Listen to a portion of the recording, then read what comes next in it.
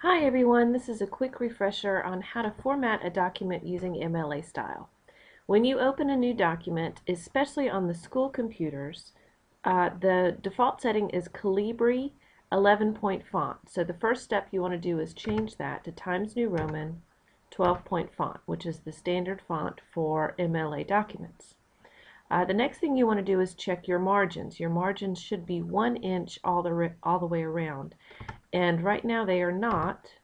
Right now they're set for the Office 2003 default setting, which brings it in a 1/4 inch on either side. So we need to set it to 1 inch all the way around.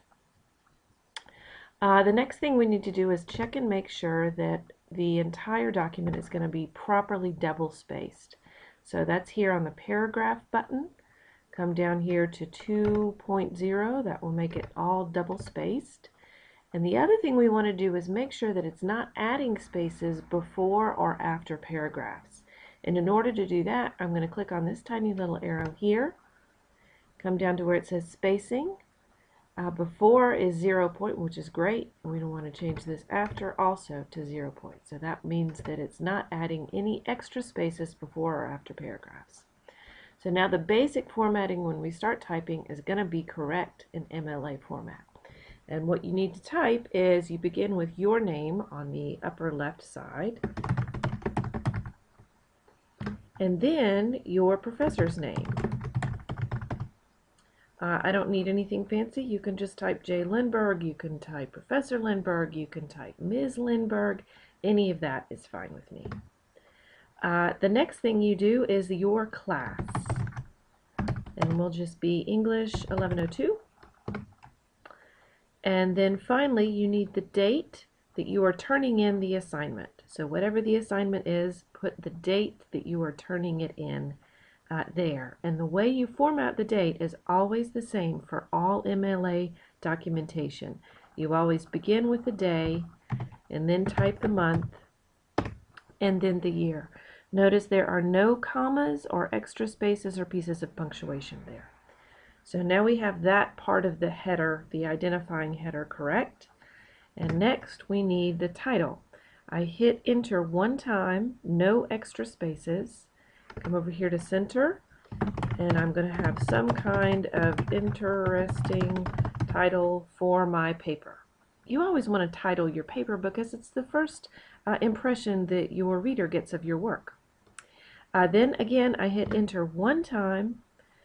Make it left justified again, hit tab, and begin typing my brilliant paper here.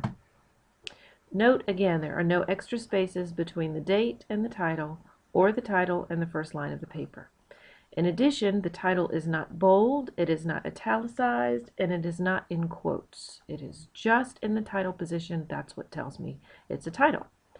Finally, we need to figure out the header, and that sometimes throws people off. I'm going to show you how to do that. The first step is to come up here to Insert, and then Page Number. Ignore this whole header dealio. That's just going to cause you trouble. Come over here to Page Number, top of page, plain number 3. Then type your last name, 2 spaces, and leave that number alone. It will stay right there, and it will be brilliant and perfect on every page that you type. Now, in order to get out of this header box, you can either hit Close Header and Footer, or you can just double-click in the body of your paper. And you'll see your right header floating up here.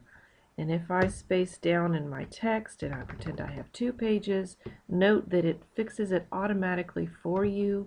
You don't have to try to type it yourself. You certainly don't want to try to type that on every page because manually, because it'll just get all messed up. And every time you add something to your paper, it'll be all wonky, and you don't want that. So that's the way you do the header. You use the Insert tab, and you use Page Number, and you come down to top of page, plain number 3. So now, at this point, if I were you, I would save this document as Model MLA. Wherever you feel like you need to save it, and that way you always have it no matter what. You can always go back to it, refer to it, and make sure you've done it right on every single paper you turn in.